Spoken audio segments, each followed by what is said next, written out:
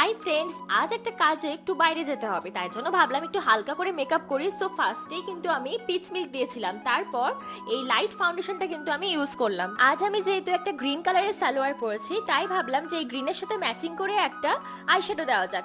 So আমি কিন্তু দুটো গ্রিন ম্যাচিং করে একটু আইশ্যাডোটা দিয়েছি। ফার্স্টে একটু দিয়েছি লাইট আইশ্যাডো, তারপরে কিন্তু সি গ্রিন আইশ্যাডোটা আমি পাঞ্চ করে দিয়েছি এর সাথে। আইশ্যাডো দেওয়ার পর আমি একটু হালকা করে আইলাইনার দিয়ে দিলাম।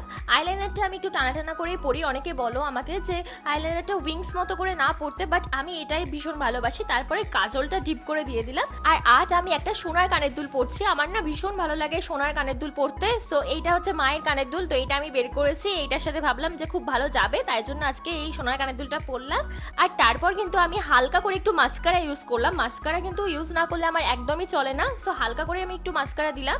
তারপরেই দেখো আমি মেকআপটা একদম কমপ্লিট করে নিয়েছি। ও হ্যাঁ, এবার একটু লিপস্টিকও পরতে হবে। তো তার আগে আমি একটু ভালো করে আইব্রোটা সেট করে নিলাম। আর হ্যাঁ, আমি যেহেতু ডিপ কালারের কুর্তি পরেছি, তাই জন্য আমি ঠিক করলাম যে ডিপ লিপস্টিক পরতে হবে। সো আজকে নিয়েছি মাইগ্ল্যামের রেড শেডের লিপস্টিক। আর দেখো বন্ধুরা, লিপস্টিকটা পরার পর আমার ফেসটা কিন্তু একদমই চেঞ্জ হয়ে গেল। মানে আমার ফেসের মেকআপটা আরো সুন্দর যেন ফুটলো।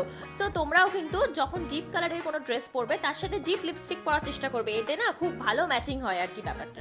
এদিকে হেয়ার স্টাইলটা কি করব কিছুই বুঝতে পারছিলাম না। তখন ভাবলাম যে এই গরমের মধ্যে চুল ছেড়ে রাখা তো একদমই পসিবল নয়, তাই জন্য চুলটা ভালো করে পেছনের দিকে খোপা করে নিলাম। আর দুটো ক্লিপ দিয়ে সামনের লকসগুলোকে কিন্তু আমি আটকে নিয়েছিলাম।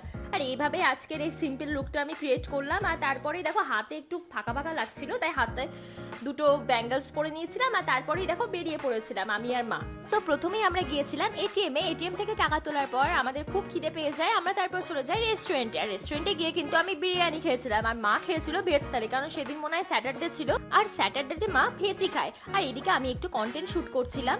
তোমরা অলরেডি এই ভিডিওটা ইওর মুভিতে একটু দেখেছো। আর তারপরে দেখো আমাদের খাবারগুলো চলে আসে। বিরিয়ানি দেখে তো আমি লোভ সামলাতে পারি না, আমি তারপরে বিরিয়ানিটা খেতে থাকি। আর খাওয়া দাওয়া হয়ে যাওয়ার পর আমরা কিন্তু সেখান থেকে একটা জায়গায় গিয়েছিলাম।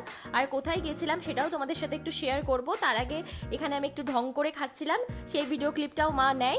আর কন্টেন্টের শ্যুটটাও কিন্তু এর মধ্যে আমি একটু হালকা করে অল্প করে দিয়েছি। আর গাইস, মা আমাকে বলছিল তুই একটু ক্যামেরার সামনে বেশি বেশি করে খা, আর রসগোল্লাটা যখন খাবি তখন অনেক বড় হা করবি।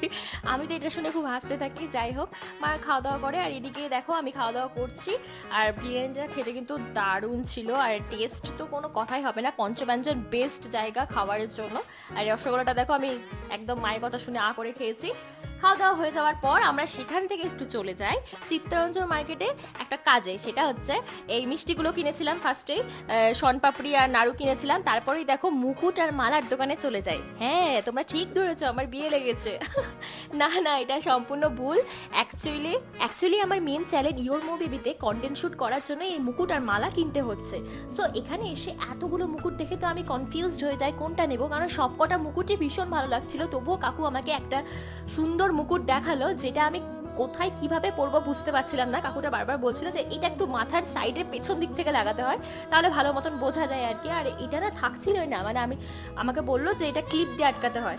সো আমি এখানে একটু কনফিউজড হয়ে গেছিলাম কোন দিকে কিভাবে লাগাবো। তো আবার বুঝিয়ে দিল আর কি, এইভাবে পরবে জিনিসটা। আমি তো কাকুটাকে বলছিলাম এখন এমনি নর্মাল শ্যুট করার জন্য তোমার দোকান থেকে মুকুট নিয়ে যাচ্ছি, কিন্তু যখন আমার অরিজিনাল বিয়ে লাগবে তখন কিন্তু তোমার দোকানে সব থেকে দামি মুকুটটাই নিয়ে যাব। এটা শুনে কাকু ভীষণ হাসছিল। যাই হোক, তো তারপর আমি বাড়ি চলে আসি। আর এই কন্টেন্টের ভিডিওটা তোমরা খুব তাড়াতাড়ি আমার চ্যানেল ইওর মুভিতে দেখতে পাবে। ওকে বন্ধুরা, টাটা।